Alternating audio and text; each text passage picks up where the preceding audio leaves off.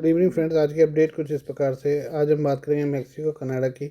Mexico Canada पर 25% आयात शुल्क लगाने और चीन पर लगे आयात शुल्क को 10 से बढ़ाकर 20% करने की अमेरिकी राष्ट्रपति डोनाल्ड ट्रंप की नीति मंगलवार से लागू होने जाने और इस बीच कनाडा और चीन की ओर से जवाबी टैरिफ लगाने के ऐलान के साथ एक ऐसे टैरिफ वॉर का आगाज़ हो गया जिसका खामियाजा अमेरिका को भी भुगतना पड़ सकता है। अमेरिकी उद्योग जगत, आर्थिक विशेषज्ञ, कूटनीति के जानकार और अमेरिकी उपभोक्ता सभी इस आशंका से सहमत दिखाई दे रहे हैं कि कहीं अपने तीन बड़े व्यापारिक साझेदार देशों को घुटने टेकने के लिए मजबूर करने के इरादे से लागू की गई ट्रंप की यह नीति पहले से ही बेहद दबाव से गुजर रही अमेरिकी अर्थव्यवस्था के लिए फायदेमंद होने की बजाय कहीं घातक साबित न हो जाए। टैरिफ लागू होने से कुछ मिनट पहले व्हाइट हाउस द्वारा जारी एक बयान में कहा गया कि राष्ट्रपति ट्रंप ने कनाडा और मैक्सिको दोनों को अमेरिका में घातक नशीली दवाओं की तस्करी रोकने के लिए पर्याप्त मौका दिया, लेकिन वे इस समस्या का समाधान करने में विफल रहे।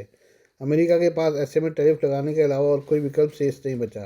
कनाडा और मैक्सिको ने इस दबाव की राजनीति को धत्ता बताते हुए तुरंत प्रतिक्रिया दी। कनाडा की विदेश मंत्री मेलिना जोली ने प्रधानमंत्री जस्टिन ट्रूडो का हवाला देते हुए कहा, हम भी अमेरिका से आयातित वस्तुओं पर 155 अरब डॉलर का टैरिफ लगाने के लिए तैयार बैठे हैं।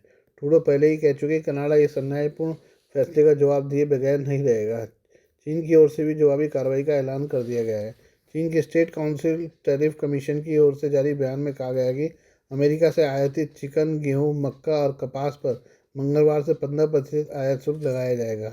इसके अलावा ज्वार, सोयाबीन, सुअर का मांस, गोमांस, जलीय उत्पाद, फल, सब्जियां और डेयरी उत्पादों पर 10% आयात शुल्क भी प्रभावी हो जाएगा। व्यापार नीति के विशेषज्ञों का कहना है कि यदि कनाडा, चीन और मैक्सिको की तरफ से दूसरे देश भी टैरिफ को लेकर जवाबी कार्रवाई करने लगे तो हो सकता है ट्रंप उन पर और अधिक टैरिफ लगा देंगे। इससे पूरी दुनिया में टैरिफ की जंग शुरू हो जाएगी जो सुलझने की बजाय उलझती ही जाएगी। टैरिफ की खबर से अमेरिकी शेयर बाजारों ने सोमवार को जबरदस्त गोता लगाया। डाउ जोन्स 1.48% गिरकर 43,191 पर बंद हुआ। S&P 1.76% गिर गया और नेस्डैक कंपोजिट 2.64% लुढ़क गया। 20 जनवरी को ट्रंप के पदभार संभालने के बाद से नेस्डैक लगभग 6.5% नीचे है। ब्लूमबर्ग की एक रिपोर्ट के अनुसार फरवरी में कंज्यूमर कॉन्फिडेंस इंडेक्स 7 अंक गिरकर 98.3 पर आ गया, जो अगस्त 2021 के बाद सबसे बड़ी गिरावट मानी जा रही है। इससे संकेत मिलते हैं कि अमेरिका आर्थिक मंदी की ओर बढ़ सकता है। आर्थिक विश्लेषण ब्यूरो की शुक्रवार को जारी रिपोर्ट के अनुसार जनवरी में उपभोक्ता खर्च में लगभग 2 वर्षों में पहली बार 0.2% की गिरावट आई है। उपभोक्ता खर्च अमेरिका की आर्थिक गतिविधियों का 2/3 से अधिक है। माल व्यापार घाटा रिकॉर्ड ऊंचाई तक बढ़ गया है क्योंकि कारोबारियों ने टैरिफ से बचने के लिए आयात ढुलाई ज़्यादा कर दी है। जनवरी में उपभोक्ता कीमतों में भी उछाल आया है और मुद्रास्फीति लगातार तेज गति से बढ़ी है। ऐसे में इस तरह की टैरिफ वॉर की शुरुआत करना अमेरिका को भारी पड़ सकता है। चीन, कनाडा, मैक्सिको से अमेरिका सबसे ज़्यादा फल, सब्जियां, पोल्ट्री उत्पाद, कार और कार के कल पुर्जे तो इलेक्ट्रॉनिक सामान आयातित करता है। जाहिर सी बात है कि अगर इन पर 20 से 25% आयात शुल्क लगा तो सारे सामान अमेरिका में महंगे हो जाएंगे, जिसका सीधा असर आम जनता पर पड़ेगा। हालांकि ट्रंप ने कनाडा से होने वाले बिजली और तेल के आयात पर शुल्क महज 10% ही रखा है, क्योंकि उन्हें पता है कि उत्तरी और मध्य अमेरिका के ज़्यादातर हिस्से वहाँ के उद्योग धंधे कनाडा के आयातित बिजली और ईंधन पर निर्भर हैं।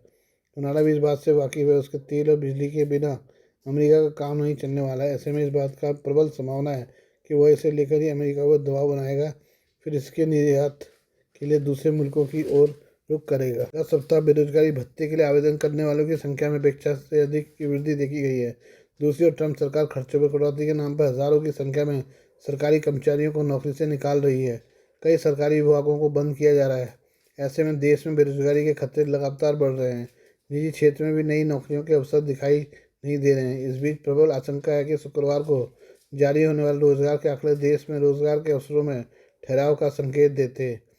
ऐसे में टैरिफ वॉर से अर्थव्यवस्था के लिए खतरे और बढ़ने की आशंका पैदा हो गई है। उद्योग संगठन नेशनल फॉरेन ट्रेड काउंसिल ने कहा है कि वह सीमा पर तस्करी रोकने के ट्रंप सरकार की नीतियों का समर्थन करता है, लेकिन ताबड़तोड़ टैरिफ लगाना कतई तर्कसंगत नहीं है। इससे देश के उद्योग धंधे, उपभोक्ता दोनों की मुश्किलें बढ़ेंगी और अर्थव्यवस्था डगमगाने लगेगी। टैरिफ लागू होने के पहले इसके खतरों को आकलन करने के लिए सोमवार को national association for business economics के बैनर तले आर्थिक विषयों की एक बैठक बुलाई गई, जिसमें सभी ने यह चिंता जाहिर की कि टैरिफ लगाने की यह नीति अमेरिकी अर्थव्यवस्था की वृद्धि दर को 0.5% नीचे ले आएगी। बिजनेस टाइकून वॉरेन बफे ने ट्रंप की टैरिफ नीति को एक तरह का युद्ध करार देते हुए कहा कि आयात शुल्क में बढ़ोतरी से देशों के बीच व्यापार बाधित होता है। शुल्क की वृद्धि बढ़ी हुई कीमत के रूप में आखिरी में उपभोक्ताओं को झेलनी पड़ती है। इसलिए टैरिफ वॉर अंतर्राष्ट्रीय व्यापार के लिए कतई समझदारी भरा कदम नहीं है। गोल्डमैन सैक्स के विशेषज्ञों के अनुसार ट्रंप के टैरिफ से आयातित वस्तुओं की कीमतें बढ़ेंगी, जिससे अमेरिका में उत्पादित वस्तुओं की मांग बढ़ सकती है। लेकिन उन्होंने यह भी कहा कि टैरिफ का कुछ अमेरिकी व्यवसायों पर नकारात्मक प्रभाव पड़ेगा।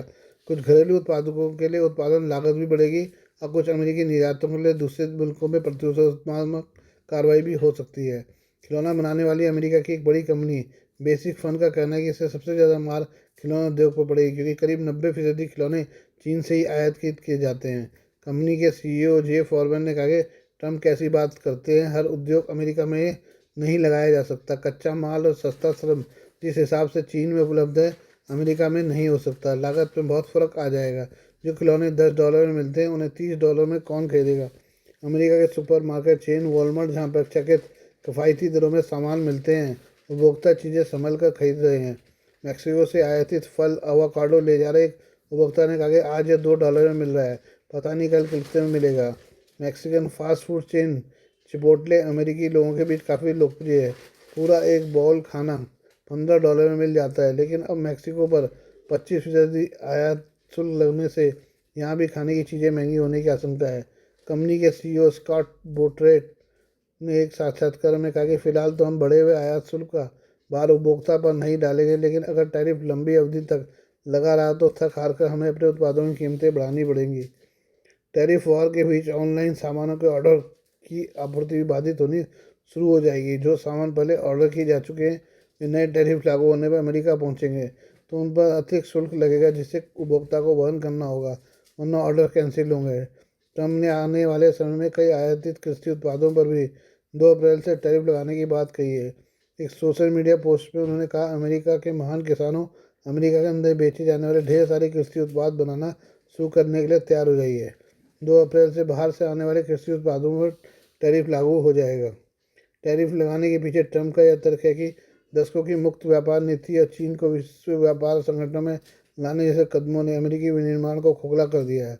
अमेरिकी वस्तुओं पर अधिक आयात शुल्क लगाकर दूसरे मुल्कों ने अमेरिका के संसाधन लूट लिए।